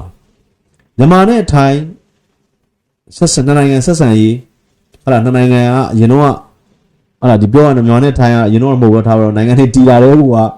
အိန္ဒိယနိုင်ငံတွေဖြစ်တယ်ဒါပေမဲ့ဆက်ဆံရေးကတော့နှစ်နိုင်ငံဆက်ဆံရေးကတော့ကောင်းလားဆိုရင်ကောင်းတယ်လို့ပြောလို့ရတယ်မကောင်းလားဆိုရင်လည်းမကောင်းလို့ပြောလို့ရတယ်ကျွန်တော်ဘာကြောင့်မို့ဒီလိုစကားမျိုးပြောရလဲဆိုတော့ နှစ်နိုင်ငံဆက်ဆံရေးမှာဟိုတချို့အမှုတွေလေးတွေရှိနေတာအဓိကအဖြစ်ကဘာလဲဆိုတော့ကျွန်တော်တို့မြန်မာနဲ့ထိုင်းနယ်နိမိတ်ကြားထဲမှာလက်နက်ကင်တိုင်းရင်းသားလက်နက်ကင်မှာဆိုတဲ့အမိခံထားတဲ့လက်နက်ကင်အုပ်စုတွေရှိတယ်ဒီလက်နက်ကင်တွေရဲ့လက်နက်စီးကြောင်းဒီဟိုနော်ဒီကြည်စံတို့လက်နက်တို့ငွေကြေးတို့စီးကြောင်းတွေတော်တော်များများကတစ်ဖက်နိုင်ငံမှာအခြေခံပြီးတော့စီးဝင်လာတာရှိတယ်ဆိုတော့ဒါနဲ့ပတ်သက်ပြီးတော့တစ်ချိန်လုံးကမြန်မာအစိုးရတွေဆက်ဆက်ကတော့လူသိရှင်ကြားဒါတွေကိုဖျက်တောက်ပေးဖို့တို့ဒါတွေကိုအရေးယူပြီးဖို့တို့တောင်းဆိုရဆိုတာကျွန်တော်တို့မကြားမိဒါပေမဲ့ပြီးခဲ့တဲ့တစ်ဖက်ကနိုင်ငံတော်သမ္မတကြီးထိုင်းနိုင်ငံကိုချစ်ကြည်ရေးလက်ဘက်ကြီးသွားတဲ့အချိန်မှာထိုင်းဆိုရအနေနဲ့မြန်မာနိုင်ငံထဲကိုမြန်မာနိုင်ငံကလက်နက်ကင်အုပ်စုတွေတဲကိုစီးဝင်နေတဲ့လက်နက်တွေငွေကြေးတွေကိုရှာဖွေဖော်ထုတ်ဖမ်းဆီးပေးပါလို့ဒီဘက်ကထိုင်းဆိုရဘက်ကိုတောင်းဆိုခဲ့တာရှိတယ်ဆိုတဲ့သတင်းကဒါဒီချိန်မှာလူသိရှင်ကြားထွက်လာဆိုတော့အဲ့ဒါနဲ့ပတ်သက်ပြီးတော့လေထိုင်းဆိုရကโอเคဒီအတွက်သူတို့လှုပ်ဆောင်ပေးမယ်ဆိုပြီးတော့ဂရုပြုတယ်ဆိုတဲ့သတင်းတွေကလည်းကျွန်တော်တို့ဒါနိုင်ငံသားသတင်းတွေနဲ့ပြည်တွင်းသတင်းတွေမှာဖတ်နေရဆိုတော့အဲ့ဒါတွေနဲ့ပတ်သက်ပြီးတော့ကျွန်တော်သတင်းတစ်ပုဒ်ကိုဖတ်ပြမယ်ပြီးရင်ကျွန်တော်နည်းနည်းသုံးသပ်မယ်သူရေးထားတာကဘာလဲဆိုတော့မြန်မာနယ်စပ်လက်နက်ကင်မှောင်ခိုလမ်းကြောင်းတွေပိတ်ဆို့ဖို့ထိုင်းဝန်ကြီးချုပ်အမိန့်ပေးဆိုပြီးတော့ဒီလိုရေးထားတယ်အဲ့တော့ဒီရေးတာကဘာလဲဆိုတော့တိုင်းသားလက်နက်ကင်အဖွဲ့တွေထံလက်နက်စီးဆင်းနေမှုကိုပိတ်ဆို့ပေးဖို့မြန်မာဘက်ကတောင်းဆိုခဲ့ပြီးနောက်နယ်စပ်မှာစစ်ဆေးတာတွေပုံမတင်းကျပ်သွားဖို့ထိုင်းဝန်ကြီးချုပ်အနုတင်ကအမိန့်ပေးလိုက်တယ်တဲ့ထိုင်းနိုင်ငံမှာလက်နက်နဲ့စစ်အသုံးဆောင်ပစ္စည်းတွေတိုင်းရင်းသားလက်နက်ကင်တွေထံတည်ယူနေတဲ့လမ်းကြောင်းတွေကိုပိတ်ပေးဖို့မြန်မာနိုင်ငံတော်သမ္မတကြီးဦးမင်းအောင်လှိုင်ကတောင်းဆိုခဲ့တာလို့အနုတင်ကပြောဆိုခဲ့တာဖြစ်တယ်တဲ့ထိုင်းနိုင်ငံဘက်မှာရောက်လာတဲ့စစ်လက်နက်အများအပြားကိုစစ်စစ်တွေ့ရှိရတယ်လို့မြန်မာဘက်ကထောက်ပြခဲ့တယ်လို့လက်နက်ကင်အဖွဲ့တွေစီမရောက်အောင်ပုံမူထိရောက်တဲ့တားဆီးမှုတွေလုပ်ပေးဖို့မြန်မာအစိုးရအဖွဲ့ကတောင်းဆိုခဲ့တာဖြစ်ပါတယ်တဲ့ထိုင်းဝန်ကြီးချုပ်အနုတင်ကတရားဝင်နယ်စပ်ဂိတ်တွေမကပဲတောလန်းတွေကပါလက်နက်တွေထွက်မသွားနိုင်အောင်စီစစ်ဖို့ကာကွယ်ရေးဝန်ကြီးပြည်ထရေးနဲ့စစ်တပ်ကိုကြိုးကြားခဲ့တာဖြစ်ပါတယ်တဲ့ထိုင်းနိုင်ငံပေါ်ရိုက်ခတ်နေတဲ့နယ်စပ်ဖြတ်ကျော်မိခိုးမြူပြဿနာမြေချောင်းများညဉ့်ညမ်းမှုနဲ့မူရစ်စေဝါနှိမ်နင်းမှုပူးပေါင်းဆောင်ရွက်ရေးတွေကိုပုံမတိုးမြင့်သွားဖို့နှစ်ဖက်စလုံးကသဘောတူညီခဲ့တယ်မြေချောင်းများညဉ့်ညမ်းမှုနဲ့ပတ်သက်လို့ထိုင်းရဲ့စိုးရိမ်မှုကိုမြန်မာနိုင်ငံတော်သမ္မတကြီးကလက်ခံခဲ့ပြီးပထဝီဝင်အခြေအနေမတူညီတာကြောင့်နိုင်ငံတကာစံညွှန်းတွေအတိုင်းတတိယပုံစံမဟုတ်ပဲပြည်သူ့ကျန်းမာရေးကိုအမှန်တကယ်ထိခိုက်နိုင်တဲ့အဆင့်ပေါ်မူတည်ပြီးတတ်မှတ်ဖို့အဆိုပြုခဲ့ကြတာဖြစ်တယ်တဲ့မြန်မာနိုင်ငံအစိုးရရဲ့တောင်းဆိုချက်အတိုင်းနယ်စပ်ထိန်းချုပ်မှုတွေကိုထိုင်းကပုံမတင်းကျပ်လိုက်တာဟာနယ်စပ်ဒေသကတိုင်းရင်းသားလက်နက်ကိုင်အဖွဲ့တွေအတွက်ဖိအားတစ်ခုဖြစ်လာနိုင်တယ်တဲ့မြန်မာနိုင်ငံတော်အစိုးရဟာတဲ့တိုက်ပွဲတွေဖြစ်ပွားနေချိန်မှာထိုင်းအစိုးရရဲ့အကူအညီနဲ့စစ်ဘက်ဆိုင်ရာထောက်ပံ့ရေးလမ်းကြောင်းတွေကိုပိတ်ဆို့ဖို့ကြိုးပမ်းလာတာဖြစ်တယ်တဲ့။နယ်စပ်ဖြတ်ကျော်မူရစ်စေဝါနဲ့တဘာဝပတ်ဝန်းကျင်ဆိုင်ရာပြဿနာတွေကိုပူးပေါင်းဖြေရှင်းဖို့သဘောတူခဲ့လို့နှစ်နိုင်ငံဆက်ဆံရေးပုံမနီးကပ်လာတာကိုတွေ့ရတယ်တဲ့။ဒီအခြေအနေတွေဟာအာဆီယံရဲ့မူပေါင်းအပြင်ဘက်မှထိုင်းနဲ့မြန်မာနိုင်ငံအစိုးရအကြားအကျိုးစီးပွားပေါ်အခြေခံပြီးနယ်စပ်ဒေသတည်ငြိမ်ရေးအတွက်ပူးပေါင်းဆောင်ရွက်နေတာဖြစ်တယ်ဆိုပြီးတော့ဘန်ကောက်ပို့စ်သတင်းက Prime Minister Beef at Border Control ဆိုတဲ့ခေါင်းစဉ်နဲ့ရေးထားတဲ့သတင်းဌာနတစ်ခုကမြန်မာဘာသာပြန်ပြီးရေးထားတာဖြစ်တယ်။ဆိုတော့ပြောရလို့ရှိရင်ထိုင်းနဲ့မြန်မာကြားမှာကဟုတ်လားတစ်ဖက်နဲ့တစ်ဖက်ဖြည့်ဆည်းပေးရမယ့်အချက်တွေရှိတယ်။အဲ့တော့မြန်မာအစိုးရကလည်းဟုတ်လားဒီထိုင်းနိုင်ငံကိုဖျက်ကျော်ပြီးတော့မြန်မာနိုင်ငံထဲကိုလက်နက်တွေဝင်ရောက်နေတာကိုထိုင်းအစိုးရအနေနဲ့ပိတ်ပင်ပေးဖို့တောင်းဆိုခဲ့တယ်။အဲ့တောင်းဆိုခဲ့တာကိုပဲထိုင်းဝန်ကြီးချုပ်ကနေပြီးတော့လက်ခံခဲ့တယ်။လက်ခံပြီးတော့ဟုတ်လားဒီထိုင်းပြည်ထောင်စုဝန်ကြီးရဲ့ထိုင်းဟာကျွန်တော်တို့ရဲတပ်ဖွဲ့ရဲ့ထိုင်းတပ်မတော်ရဲ့ကိုဒါတွေကိုပိတ်ဆို့ဖို့အတွက်အမိန့်ပေးတယ်အမိန့်ပေးတာကလည်းအရင်လိုတရားဝင်လမ်းကြောင်းတွေမှာရွေးရှာဖွေရမယ်ဆိုတဲ့ပုံစံမဟုတ်ဘဲနဲ့တခြားပေါ့နော်တော်တွင်ကဖြတ်လာတဲ့လမ်းကြောင်းတွေကိုလည်းပိတ်ဆို့ရှာဖွေရမယ်ဆိုပြီးဒီလိုအမိန့်ထဲမှာဒီလိုတိကျပါထားတယ်ဆိုတော့ပြောရလို့ရှိရင်ထိုင်းနိုင်ငံအနေနဲ့မြန်မာငြိမ်းချမ်းရေးကိုလိုလိုလားလားရှိတယ်ဆိုတော့ကျွန်တော်တို့ဒီလိုသုံးသပ်လို့ရတယ်နော်ဒီလိုသုံးသပ်ခြင်းဘာကြောင့်လဲထိုင်းဟာမြန်မာပြည်ကနေတဆင့်အိန္ဒိယတို့တရုတ်တို့နဲ့ကုန်သွယ်ရေးတိုးမြင့်ခြင်းနေတယ်ဒါထိုင်းနိုင်ငံရဲ့ဒါတကယ်ဘယ်လိုခေါ်မလဲဟိုစိတ်ရင်းပဲပေါ့နော်တကယ်သူ့ရဲ့အဲ့တော့ဒီဟာနဲ့ပတ်သက်ပြီးတော့မြန်မာဘက်ကလည်းဟုတ်လားဟုတ်ပြီဒီလမ်းကြောင်းတစ်လျှောက်မှာ လုံခြုံမှုငြိမ်းချမ်းမှုအတွက်ဆိုရင်တော့မင်းနိုင်ငံကနေဝင်နေတဲ့လက်နက်တွေကိုမင်းထိန်းချုပ်ပေးရမယ်ဆိုပြီးမြန်မာဘက်ကဒီလိုတောင်းဆိုတဲ့သဘောပဲဟုတ်ပြီအဲ့ဒါနဲ့ပတ်သက်ပြီးတော့ထိုင်းဝန်ကြီးချုပ်ကဟုတ်လားထိုင်းပြည်ထောင်စုဝန်ကြီးဌာနရဲ့ထိုင်းရဲတပ်ဖွဲ့ရဲ့ထိုင်းတပ်မတော်ရဲ့ကိုသူကဒါတွေကိုလှုပ်ဆောင်ပေးဖို့ဆိုပြီးတော့အမိန့်ပေးလိုက်ပြီးတဲ့အချိန်မှာပဲဒီကနေ့သတင်းတစ်ပုဒ်မှာဗာတက်လာလဲဆိုတော့ထိုင်းနိုင်ငံတက်ပြည်နယ်မဲဆောက်မြို့သို့ပို့ဆောင်ပြီးဒရုန်းများနဲ့ဆက်ပစ္စည်းများကိုထိုင်းအာဏာပိုင်များကဖမ်းဆီးရမည်တဲ့စဉ်းစားကြည့်နော်ချက်ချင်းကိုဖမ်းမိတာနော်ကျွန်တော်ပြောရေးထားတာကထိုင်းနိုင်ငံတက်ပြည်နယ်မဲဆောက်မြို့သို့ပို့ဆောင်ပြီးမဲဆောက်မြို့ဆိုတာမြန်မာနဲ့ထိုင်းနယ်ခြားမြို့နော်ဒရုန်းများနဲ့ဆက်ပစ္စည်းများကိုထိုင်းအာဏာပိုင်များကဖမ်းဆီးရမိခဲ့ကြောင်းထိုင်းသတင်း website သတင်းတစ်ခုမှာဖော်ပြထားတယ်တဲ့2026ခုနှစ်ဩဂုတ်လ10ရက်နနက်8နာရီကဒီကနေ့ပေါ့နော်တက်ပြည်နယ်အတွင်းတန်တရားရှိသည့်ရင်များကိုစစ်ဆေးနေစဉ်မဲတော်မြို့နယ်ရဲတပ်ဖွဲ့ဟာတန်တရားဖြစ်ပွယ်ဘန်ကားတစ်စီးကိုတားဆီးပြီးစစ်ဆေးခဲ့ရတယ်အဆိုပါပစ္စည်းများကိုတွေ့ရှိခဲ့ခြင်းဖြစ်တယ်တဲ့ထိုဘန်ကားကိုမောင်းနေလာသည့်ရင်မောင်းက၎င်းအား line application မှာတက်ဆင့်ပစ္စည်းများပို့ဆောင်ပေးရန်ဘတ်9000ဖြင့်ငှားရမ်းခဲ့ခြင်းဖြစ်တယ်ဆိုပြီးထွက်ဆိုထားတယ်အဆိုပါရင်မောင်းကအသက်25နှစ်အရွယ်ပွန်ပရွန်အမည်ရှိအမျိုးသားတူဖြစ်ပြီး၎င်းဤဘန်ကားနောက်ဖုံးတွင်အညိုရောင်ဂတ်တူတစ်တာများကိုရဲတပ်ဖွဲ့ကတွေ့ရှိခဲ့တာဖြစ်တယ်တဲ့ရဲတပ်ဖွဲ့ကအဆိုပါပစ္စည်းများကိုကြီးစုစစ်ဆေးခဲ့ချိန်တွင်ဒရုန်းများနှင့်ဆက်ပစ္စည်းများကိုတွေ့ရှိခဲ့ပြီးအဆိုပါပစ္စည်းများထဲတွင်ဗီဒီယိုလိုင်းစနစ်မော်ဂျူးများ FPV receiver Google များ1050 not 1အမျိုးအစားဒရုန်းပန်ကာ499စုံဒရုန်းကိုတဲ့10ခုအပါအဝင်အခြားဆက်ပစ္စည်းများကိုတွေ့ရှိခဲ့တာဖြစ်တယ်စစ်ဆေးမင်းမြန်းချက်များအရပွန်ပရွန်က၎င်းအားကုန်ပစ္စည်းပို့ဆောင်ပေးသည့် line application အဖွဲ့တစ်ခုမှတဆင့်ငှားရမ်းခဲ့ခြင်းဖြစ်ကြောင်းထွက်ဆိုခဲ့တယ်အလို့အနန္တူက၎င်းအားရှမ်မြူပရာကန်ပြည်နယ်ဘန်ပူမြို့နယ်ဖရာစီရက်ကွက်မှပစ္စည်းများကိုတွားရောက်ယူဆောင်ပြီးတက်ပြည်နယ်မဲဆောက်မြို့ရှိကားဝက်ရှော့တစ်ခုသို့တွားရောက်ပို့ဆောင်ပေးရန်ညွှန်ကြားခဲ့ခြင်းဖြစ်ပြီးပို့ဆောင်ကဘတ်9000ကိုပစ္စည်းများရောက်ရှိပြီးမှပေးချေရန်သဘောတူညီခဲ့ကြောင်းထွက်ဆိုခဲ့တယ်တဲ့အဆိုပါဒရုန်းများ၏မူလရင်းမြစ်ကိုမသိရသေးပဲထိုင်းအာဏာပိုင်များကအသေးစိတ်စစ်ဆေးနိုင်ရန်ပစ္စည်းအလုံးကိုသိသိခဲ့ပြီးပိုင်ရှင်အစ်စ်မှန်ကိုစုံစမ်းဖော်ထုတ်ကဥပဒေအရရေးယူနိုင်ရန်အတွက်ရင်မောင်းနှင့်ပစ္စည်းများကိုမဲတော်မြို့နယ်ရဲစခန်းမှစုံစမ်းစစ်ဆေးအရာရှိများထံလွှဲပြောင်းပေးခဲ့တယ်ဆိုပြီးသတင်းမှာဒီလိုဖော်ပြထားအဲ့တော့ပြောရရင်ဒီသတင်းပုံစံအရပြောရရင်တစ်ဖက်မှာရှိနေတဲ့လက်နက်မောင်ခိုအုပ်စုတွေကမြန်မာနိုင်ငံတဲကိုနော်လက်နက်တွေကိုပြောရရင်ဒရဇက်ပို့ဆောင်နေတယ်လို့ကျွန်တော်တို့ဒီလိုသုံးသပ်လို့ရတယ်အဲ့လိုပို့ဆောင်ရမှာလဲအတော်ကိုစီးစနစ်တကျပို့ဆောင်နေတာဖြစ်တယ်လို့ဒီသတင်းကိုဖတ်ချင်ရပြီကျွန်တော်တို့သုံးသပ်ချင်နော်ဆိုအဲ့တော့ပြောရလို့ရှိရင်ဟလာဒီမဲဆောက်မြို့မှာရှိတဲ့ဒီကားဝက်ရှော့ဆိုတော့အဲ့ဒါနဲ့ပတ်သက်ပြီးတော့ကျွန်တော်တို့2021 22လောက်မှာဂျင်မီတို့ဟလာဂျင်မီတို့အုပ်စုတွေကိုဖမ်းမိစဉ်အခါကဒီကောင်တွေရဲ့ထွက်ချက်မှာသူတို့ပြောထားတာပါလဲဆိုတော့ဒီဟလာကျွန်တော်တို့အောက်ဆီဂျင်ဘူးတွေတဲကိုတနက်တွေထည့်ပြီးတော့ပယ်ခဲ့တယ်ဆိုပြီးတော့ဒီလိုသတင်းထုတ်ပြန်လာတာရှိအောက်ဆီဂျင်ဘူးတွေကိုဖြတ်ပြီးတော့အဲ့ထဲမှာကျွန်တော်တို့လက်နက်တွေပေါ့နော်လက်နက်တွေထည့်ပြီးတော့အောက်ဆီဂျင်ဘူးပုံစံမျိုးအဲ့တုန်းကကျွန်တော်တို့ကကိုဗစ်တက်တရလိုင်းလာမသိဖြစ်နေတဲ့အချိန်အဲ့အချိန်မှာအစိုးရအနေနဲ့ဒီကိုဗစ်ဟလာဒီယောဂကာကွယ်ရေးအတွက်အတော်စူးစမ်းနေရတဲ့အချိန်မှာဒါအောက်ဆီဂျင်ဘူးတွေနဲ့ပတ်သက်ပြီးတော့ဒါတွေနဲ့ဒီကောင်တွေလုတ်ခဲ့တယ်ဆိုတဲ့သတင်းစုကျွန်တော်တို့ကြားဘူးတယ်အဲ့တော့ပြောရလို့ရှိရင်ဒီကောင်တွေဟာမြန်မာနိုင်ငံတဲကိုလက်နက်ထည့်တဲ့အခါမှာလက်နက်တွေပို့နေတဲ့အခါဟာပို့နေတာဟာအတော်ကိုစနစ်တကျလှုပ်ဆောင်နေရလို့ကျွန်တော်တို့ဒီလိုသုံးသပ်လို့ရတယ်ဒါနဲ့ပတ်သက်ပြီးတော့လည်းကျွန်တော်ထင်တာကတော့နိုင်ငံတော်အစိုးရအနေနဲ့တချို့အချက်အလက်တွေကိုသိထားနိုင်တယ်ဘာကြောင့်လဲဆိုတော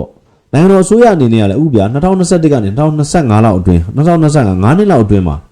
တစ်ဖက်အဖွဲ့အစည်းတွေတဲကိုတေချာပေါက်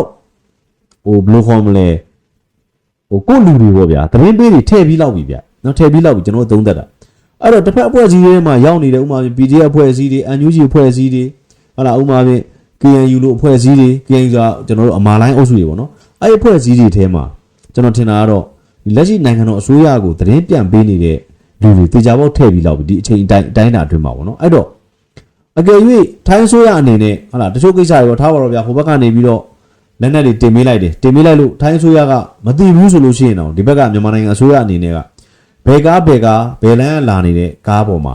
ဘလို့လက်နက်တွေပါလာတယ်ဘလို့ထိုင်းဆိုရအနေနဲ့ဖမ်းပေးပါလို့ဒီလိုအတိအကျတော့ညွှန်ကြားနိုင်တဲ့အဆင့်မှာရှိမယ်လို့ကျွန်တော်သုံးသပ်တယ်။ဘာကြောင့်လဲဆိုတော့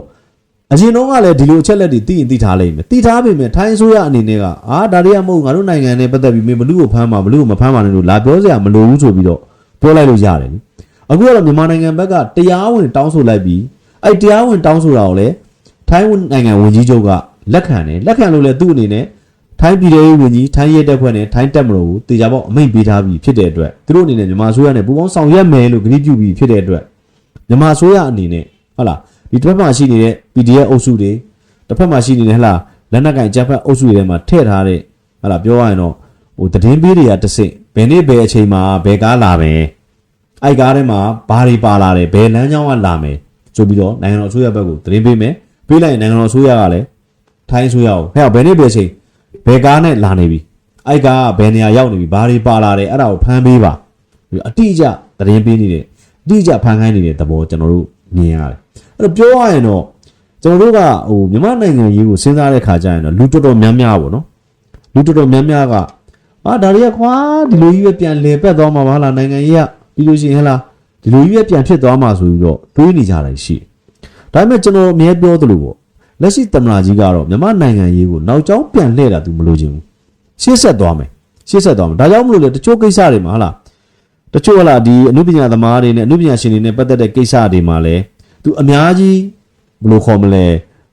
amnesty ပေါ့နော်လူငင်းချမ်းသာပေးတာတွေရှိတယ်သူလည်းသိတာပေါ့ဗျာသူပုံကြီးကိုဟာလာဘယ်လိုခေါ်မလဲ6တောင်းနဲ့နင်းပြီးတော့ဆဲခဲ့တဲ့လူတွေဘယ်သူတွေလဲဆိုတာသူလည်းသိတာပေါ့တို့ပြင်မဲ့လည်းနိုင်ငံတော်ငြိမ်းချမ်းရေးနဲ့ဖွံ့ဖြိုးတိုးတက်ရေးဟာအဲ့ဒီဟာတွေတဲ့အရေးကြီးတယ်ဆိုတာသမ္မတကြီးကသိထားတဲ့အတွက်အမှုပညာရှင်တွေနဲ့ပတ်သက်ပြီးတော့လေသူအများကြီးလိုက်လို့ဆက်ဆံတယ်ဒါပေမဲ့မင်းတို့နောက်ကျောင်းတော့ပြန်မလဲနဲ့နော်ငါတို့လည်းနောက်ကျောင်းမလဲဘူးမင်းတို့လည်းနောက်ကျောင်းပ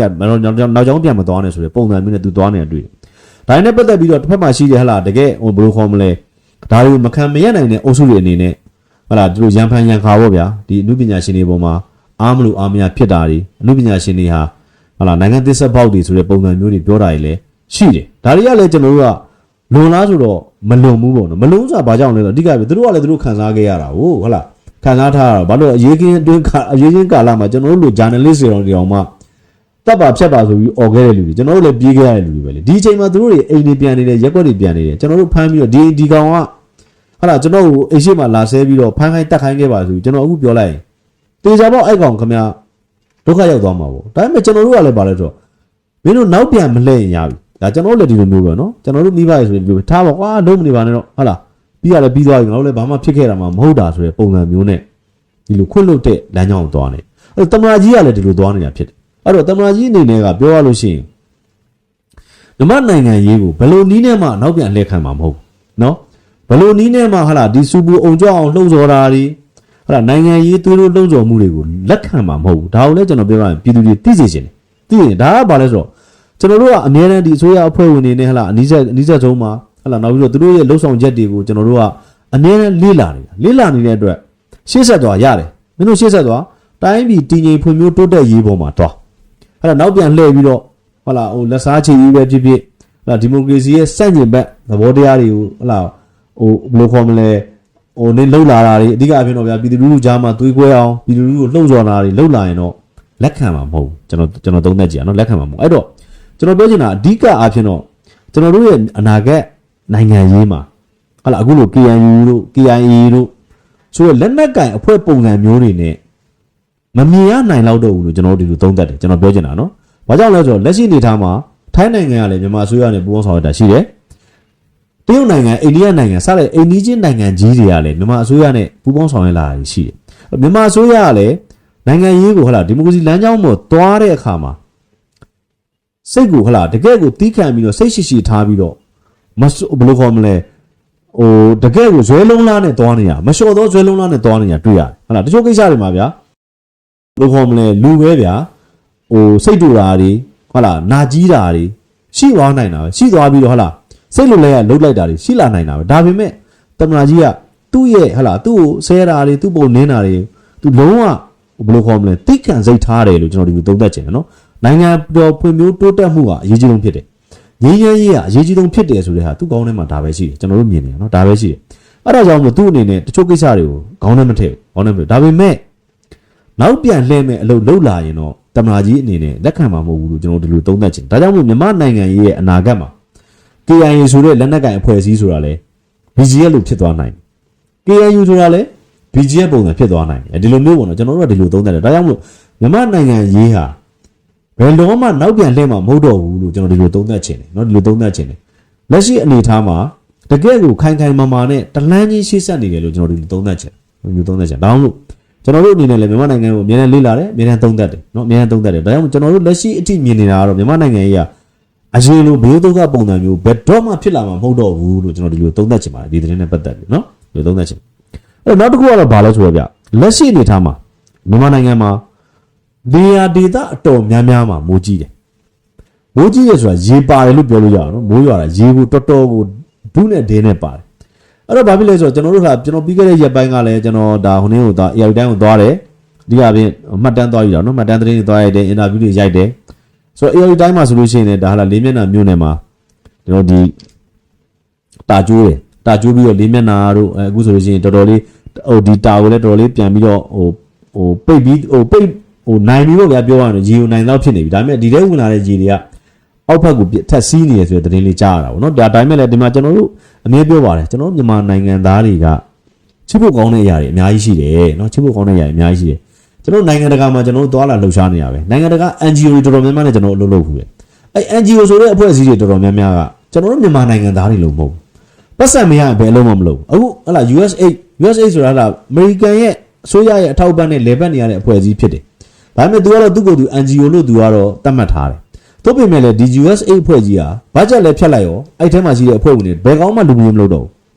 းဘယ်ဒုက္ခတွေမှဘယ်သူမှသွားမကူညီတော့ဘူးဗျာပြောရရင်နော်ကျွန်တော်ပြောနေတာဘတ်ဂျက်ဖြတ်လိုက်တဲ့အချိန်မှာကျွန်တော်ပြောအဲ့တော့ဒါပေမဲ့မြန်မာနိုင်ငံထဲမှာရှိတဲ့ပလာဟိတအဖွဲ့အစည်းတွေမြန်မာလူမျိုးတွေရဲ့စိတ်တက်ကကြတော့အဲ့လိုမဟုတ်ဘူးတစ်ချက်ရှိရင်တစ်ချက်ဖိုးသွားကူညီတယ်ထမင်းတစ်လုံးရှိရင်အဲ့တစ်လုံးကိုတယောက်တစ်ဝက်စီစားဆိုပြီးသွားကြွေးတယ်တကယ်ကျွန်တော်အဲ့နေရာတွေသွားကြည့်ရင်ခင်ဗျားတို့တကယ်တွေ့ရတယ်တကယ်ကိုဟလာဒီဒုက္ခရောက်နေတဲ့လူတွေကလည်းသူတို့မျက်နှာတွေမှာဒုက္ခရောက်တဲ့ပုံမပေါ်ဘူးပျော်ရွှင်နေကြတယ်ဘာကြောင့်လဲဒီကသွားကြတယ်သွားတဲ့လူတွေကလည်းဟလာအမှုပညာရှင်တွေရှိတယ်တကယ်ကိုဟလာ influencer တွေရှိတယ်တကယ်ကိုအစိုးရပိုင်းဆိုင်ရာတွေရှိတယ်အားလုံးဟာပြောရရင်တကယ်ကိုဟလာမင်းတို့ဒုက္ခရောက်ရင်မင်းတို့ဘေးမှာငါတို့ရှိတယ်ဆိုတဲ့ပုံစံမျိုးတကယ်ပြောရရင်ဗျာအဲ့ဒါကြောင့်လည်းကျွန်တော်တို့ကပြောရရင်ပထမဆုံးသတင်းကိုပြောပုံစံမျိုးပြကောဟဲ့မြမရေးကိုငါတို့မြမလူမျိုးတွေဖြည့်ရှင်းနိုင်တယ်ကွာလို့တမနာကြီးကရဲတင်းပြောတာကျွန်တော်ပြောချင်တာနော်ဘာကြောင့်လဲဆိုတော့ကျွန်တော်တို့အာဆီယံလာပြီးတော့အဟလည်းလာကူညီကြမလို့ဗျာကျွန်တော်တို့အိတ်ထဲမှာတကြက်ရှိရင်အဲ့ငန်းမှုကိုကြံတဲ့ငန်းမှုကိုဘယ်သူပေးရမလဲလို့စဉ်းစားနေတဲ့လူမျိုးကျွန်တော်တို့လူမျိုးကဒါကကျွန်တော်ကဟိုဗဇက်လေးရှိတာတွေရှောက်အားနေရမို့ခင်ဗျားတို့တကယ်ဒုက္ခရောက်လာခင်ဗျားတို့တွေ့နော်ကျွန်တော်တွေ့လိမ့်မယ်ဒီလှူရတာကိုပဲကျွန်တော်တို့ကပျော်ရွှင်နေတဲ့လူမျိုးကူညီရတာကိုပဲပျော်ရွှင်နေတဲ့လူမျိုးဒါတွေကိုကျွန်တော်တို့ကတကယ်မြေပြင်မှာတွေ့လာထားတော့အဲ့တော့ဘာဖြစ်လဲဆိုတော့လက်ရှိအနေအထားမှာမိုးများတယ်ရေကြီးတော့ဘာလို့လဲဆိုတော့ဒေတာတော်တော်များများမှာဟိုလူတွေအိုးအိမ်တွေတော်တော်များများရေနှင်းညုံတာပဲရှိကြတယ်ဗောနော်ရှိကြတယ်အဲ့ထဲမှာဘာလဲဆိုတော့လက်ရှိအနေထားမှာဒါကျွန်တော်တို့ကအခုသွားခဲ့တာ AR တိုင်းပေါ့နော်ဒါပေမဲ့ဒီဘက်မှာဘာဖြစ်လဲဆိုတော့စကိုင်းတိုင်းဘက်မှာလည်းရေကြီးနေတာတွေရှိတယ်ကျွန်တော်နှစ်ခုရှင်းပြချင်တော့ပြောပြတာဗောနော်စကိုင်းတိုင်းဘက်မှာကျတော့ပြဿနာဘာဖြစ်လဲဆိုတော့ဗျလက်နက်ကင်အကြမ်းဖက်အုပ်စုတွေရှိနေတယ်နော်မြန်မာလူမျိုးတွေမသွားချင်ဘူးလားသွားချင်တယ်နော်စကိုင်းတိုင်းကိုလည်းသွားကူညီချင်တယ်ပရာဟိတအဖွဲ့တွေကအဲ့ဘက်ကိုလည်းခြေလမ်းပြင်နေနေတာဒါပေမဲ့ကိုလူမျိုးချင်းရဲဆက်ရုံမာလောက်ခဲ့တဲ့အုပ်စုတွေကအဲ့ဒေသတွေမှာရှိနေတယ်အခုစကိုင်းတိုင်းမှာဟာလာရေဦးတို့နော်ခေဦးတို့စတဲ့နေရာတွေကအကြမ်းဖက်လက်နက်ကင်အုပ်စုတွေကြီးဆိုးတဲ့နေရာတွေဖြစ်နေစဉ်းစားကြည့်နော်ဒါကလည်းကျွန်တော်တို့ကဘာသာတရားနဲ့ပြောမယ်ဆိုလဲဒီနေရာကိုရေဆေးတာလားမသိဘူးလို့ကျွန်တော်ပြောလို့ရတယ်နော်ရေဆေးတာလားမသိဘူးပြောလို့ရတယ်ဒီသတင်းကိုအရင်ဖတ်ပြမယ်ကျွန်တော်ပြီးအနေနဲ့သုံးသပ်မယ်ရေဦးမြို့နယ်မှာကျေးရွာပေါင်း90ကျော်ရေဝင်လို့တေဆုံးမှုပျက်စီးမှုတွေရှိနေတယ်တဲ့စကိုင်းတိုင်းရေဦးမြို့နယ်မှာတပန်းစိတ်ဆယ်ရေတကားတွေဖွင့်ချမှုနဲ့မိုးသေးထန်လို့မြို့ပေါ်ရက်ွက်တွေအပါအဝင်ကျေးရွာပေါင်း90ကျော်ရေမြုပ်နေပြီးအင်းပထိုးရွာသစ်ကျေးရွာမှာအသက်80ဝန်းကျင်အမျိုးသားတစ်ယောက်ရေနစ်တေဆုံးခဲ့တယ်လို့ဒေတာရင်းသတင်းရင်းမြစ်တွေကပြောတယ်တဲ့ရေဘေးကြောင့်ဒေသခံ1000ကျော်ရွှေ့ပြောင်းနေရပြီးနေရာမြေဧက1000နဲ့ချီရေမြုပ်ပျက်စီးလျက်ရှိပြီးဒေသရင်းမတည်ငြိမ်မှုတွေနဲ့စစ်ဘေးဒဏ်တွေကိုပါခံစားနေရချိန် အခုလိုဆိုးရတဲ့ရေကြီးမှုနဲ့ထပ်မံကြုံတွေ့ရတာကြောင့်စာဝတ်နေရေးယာယီခိုးလုံနိုင်မှုနေရာနဲ့အရေးပေါ်အကူအညီတွေများစွာလိုအပ်နေလို့ပြောတယ်တဲ့သိရပါတယ်တဲ့ရေဦးမြို့မှာမနေ့ကမနက်ပိုင်းမိုးရွာလို့ထင်တယ်တဲ့ညပိုင်းမှာရေနည်းနည်းထပ်တိုးလာတယ်ရေကြီးနေတာဒီနေ့နဲ့ဆိုလို့ရှိရင်4ရက်ရှိပြီတဲ့ရေကြီးတာချင်းအတူတူအညာရေကြီးတာကတော့ကူမဲ့သူရှားတယ်တဲ့အေယာရီဘက်ကူတယ်လို့ပဲကူပေးကြစေချင်တယ်တဲ့ရေစီးကြမ်းလို့လူသေးတာတွေလည်းတဖြည်းဖြည်းများလာတယ်လို့ဒေသခံတယောက်ကပြောတယ်တဲ့ရေဦးမြို့နယ်မှာကာဘိုဆယ်အောက်ဖက်ကမြောင်းမတော်ဘိုးယုံတူးမြောင်းနန်ကာကြီးအထက်ပေ300အကွာဝေးခန့်အနောက်ဖက်မူးပေါင်ကျိုးပေါက်နေမှုတဲ့မိုးသီးထန်မှုတို့ကြောင့်ရေဆက်လက်တိုးနေတယ်ဖြစ်တယ်လို့သူကပြောတယ်တဲ့လက်ရှိမှာတဖန်းစိတ်ရေကျသွားပြီမဲ့လည်းအဲ့ဒီဆယ်ကလွတ်ထုတ်လိုက်တဲ့ရေတွေဟာမူးမြစ်တာမကကမ်ဘလူနယ်ရှိကာဘိုဆယ်တဲကိုပါစီးဝင်နေပြီးကာဘိုဆယ်လည်းရေမထိန်နိုင်တော့တာကြောင့်ဩဂုတ်6ရက်နေ့ကလေးကဆယ်ကိုဖွင့်ချထားတယ်လို့ဒေသခံတွေကပြောတယ်တဲ့ကာဘိုဆယ်ရေတိုးလာတဲ့အတွက်ရေဦးနဲ့ဒဇယ်အဆက်ကရွာတွေမှာရေထုထပ်မံမြင့်တက်လာနေပြီးတပည့်ရင်ကျွန်းလှခင်ဦးနဲ့ရွှေဘိုမြို့နယ်တွေမှာလည်းမိုးကောင်းနေစေဖြစ်ကမိုးသေးထန်မှုကြောင့်ခင်ဦးနဲ့အနောက်ချမ်းကမူးတိမ်ချောင်းရီကျိုးကြပြီးစပားကင်းအပါဝင်သီးနှံစိုက်ခင်းတွေအကုန်ရေမြုပ်နေတယ်လို့သိရတယ်တဲ့ခင်ဦးမြို့နယ်ကမူးမြင့်နဲ့ DY1 မူးပေါင်အတွင်းရှိရေဝင်နေတဲ့ကြေးရွာတွေမှာပြီးခဲ့တဲ့ဩဂုတ်လ10ရက်နေ့လယ်ပိုင်းကရေ2လက်မလောက်ရောကျခဲ့ပေမဲ့မိုးကောင်းနေတဲ့အတွက်ရေမျက်နှာပြင်ပြန်လည်မြင့်တက်လျက်ရှိကရေဝင်နေတဲ့ကြေးရွာပေါင်း19ရွာအထိရှိလာပြီးဒေသခံတယောက်ကလည်းရေနစ်တည်ဆုံးခဲ့တယ်လို့သိရတယ်တဲ့ရေဘေးကြောင့်ထောင်နဲ့ချီတဲ့ဒေသခံတွေဟာရေလွတ်ရာကိုရှောင်နေကြရပြီးလမ်းခီးသွားလာရင်းနဲ့နေစရာအခက်အခဲဖြစ်နေတဲ့အပြင်အစားအစာထောက်ပံ့မှုတွေလည်းလိုအပ်နေတယ်လို့ဖျားနာသူတွေလည်းရှိနေတဲ့အတွက်ဆေးအကူအညီတွေလည်းများစွာလိုအပ်နေတယ်လို့သိရတယ်တဲ့စကိုင်းတိုင်းရေကြီးမှုအတွင်းကန့်ဘလူကကျေးရွာ14ရွာဝန်းကျင်ဒဇယ်ကကျေးရွာ40ဝန်းကျင်တပည့်ရင်ကကျေးရွာ22ရွာဝန်းကျင်ရွှေဘိုကကျေးရွာ20ဝန်းကျင်ဝက်လက်ကကျေးရွာ15ဝန်းကျင်နဲ့အရာတော်မြို့နယ်မူးမြစ်ဘေးကကျေးရွာတွေလည်းရေဘေးတင့်နေတယ်လို့သိရတယ်တဲ့ကျမတို့အညာရေဘေးကအေယာဝတီရေဘေးလောက်လူသိမများဘူးထင်ပါတယ်တဲ့ဆယ်လီတွေတယုံယုံနဲ့ဆိုရှယ်မီဒီယာပေါ်ပေါက်ကွဲပြန့်နှံ့မှုလည်းမရှိပါဘူးတဲ့ကူကြလှူကြမဲ့နိုင်ငံကျော်ဆယ်လီတွေလည်းမရှိဘူးတဲ့ဟိုဘက်ရွာတွေအရင်နေ့ရင်ဒီဘက်ကရေမနစ်သေးတဲ့ရွာကကူကြကဲကြနဲ့ရှိသလောက်လေးဝေမျှပြီးအချင်းချင်းဖလှယ်ကြရုံပါပဲတဲ့ကိုယ်တိုင်ဒုက္ခရောက်နေရင်းနဲ့တောင်းနဲ့ကိုယ့်ထက်ပိုခက်ခဲတဲ့သူကိုလက်ကမ်းကူကြတယ်တဲ့စစ်ဘေးရေဘေးရှိသမျှတန်ဘောင်းဆောင်ခံနေရတဲ့အညာဒေသပါဆိုပြီးတော့ရွှေဘိုမြို့ကန်ဒေသတယောက်ကပြောတယ်တဲ့စကိုင်းတိုင်းမှာလူဦးရေ2သိန်းကျော်မန္တလေးတိုင်းမှာ3သိန်းခွဲကျော်အေရဝတီတိုင်းမှာ4000ကျော်မကွေးတိုင်းမှာ600နီးပါးနဲ့စုစုပေါင်းလူဦးရေ4သိန်းကျော်ရေဘေးတက်နေတာဖြစ်ပြီးတော့တဲ့ဒေသခံ16ယောက်သေဆုံးက61ယောက်ထိခိုက်ဒဏ်ရာရထားတဲ့အပြင်2ယောက်ပျောက်ဆုံးနေရလို့အန်ယူဂျီအုပ်စုကထုတ်ပြန်ထားတယ်တဲ့စကိုင်းတိုင်းအတွင်းရေဘေးတက်နေတဲ့မြို့10မြို့နယ်ရှိတဲ့အထက်ကကောလင်းခင်ဦးနဲ့တပည့်ရင်မြို့နယ်တွေဟာအခြေအနေဆိုးရနေပြီးရေဘေးတင့်ပြည်သူတွေအတွက်တောက်သုံးရေအစားအစာဆေးဝါး73စီမိုးကာစရေနဲ့ပတ်ဝန်းကျင်တန်ရှင်းဆိုင်ရာအကူအညီတွေအရေးပေါ်လိုအပ်နေတယ်လို့အန်ယူဂျီကထုတ်ပြန်ထားပြီးနိုင်ငံတော်အစိုးရတာဝန်ရှိသူတွေဘက်ကတော့တိုင်းလေးတိုင်းရဲ့စုစုပေါင်းရေဘေးအခြေအနေတွေနဲ့ပတ်သက်လို့သတင်းထုတ်ပြန်ထားတာမရှိသေးပါဘူးဆိုပြီးဒီလိုရေးထားတာပေါ့နော်အဲ့တော့ပြောရရင်တော့သူတို့ပြောသလိုပဲမှန်တယ် ARD တိုင်းမှာရေကြီးတာကိုကုညီကယ်ဆယ်ခြင်းတဲ့လူတွေကအများကြီးရှိတယ်ဒါကလည်းကျွန်တော်ပြောချင်တာကဘာလဲဆိုတော့မေတ္တာရောင်ပြန်တယ်လို့ပြောမှာနော်မြန်မာနိုင်ငံကတော်တော်ထူးခြားတဲ့အတိုင်းကြီးပါကျွန်တော်ပြောချင်တာဒီအညာဒေသမှာရှိတဲ့ခွင်ဦးတို့ရေဦးတို့အဲ့ဒါကျွန်တော်တို့ဒဇယ်တို့ဒီဒေသမှာရှိတဲ့အကျန်းဖက်လက်နက်ကန်အုပ်စုတွေကနိုင်ငံရေးအရအကျန်းဖက်ကြတာမဟုတ်ဘူးလူပြောလို့ရှိရင်မုံဒီစိတ်တွေအာဃာတတွေနဲ့အကျန်းဖက်ကြတာအဲ့တော့ပြောရရင်မြန်မာနိုင်ငံမှာဟလာလက်နက်ကန်အကျန်းဖက်မှုတွေအများကြီးပေါ်ပေါက်ခဲ့ဘူးပါတယ်ဒါအားလုံးသိကြတယ်ဒါပေမဲ့ဟလာလူတယောက်နဲ့တယောက်ကိုမုံဒီစိတ်နဲ့သွေးအေးနဲ့တနတ်နဲ့လိုက်ပစ်တတ်တာတွေကိုယ့်ရဲ့အသက်ကြီးတဲ့သူတွေကိုဟလာပြောရလို့ရှိရင်ပြည်သူရောင်ဆောင်ပြီးတော့တနတ်နဲ့ပစ်တတ်တာတွေကဘယ်ခေတ်ပဲစနစ်မှမရှိခဲ့ဘူး။ပြောလို့ရှိရင်ပြီးခဲ့တဲ့မကြသေးခင်ဟလာဗာလဲဥမာကင်းဆောင်နေတဲ့လူကြီးတယောက်ကိုကိုးစားအောင်မလားဆိုပြီးတော့သွားပြီးတော့တနတ်နဲ့ပစ်တတ်တယ်။ဒါတွေကပြောရရင်ဟလာရုံမာတာ ဒါစစ်တိုက်တာမဟုတ်ဟုတ်လားဒါစစ်သားစိတ်တဲ့မဟုတ်ဒါအချောက်စိတ်တဲ့ရုံးမာတဲ့ပြောမိမ့်မရှာစိတ်တဲ့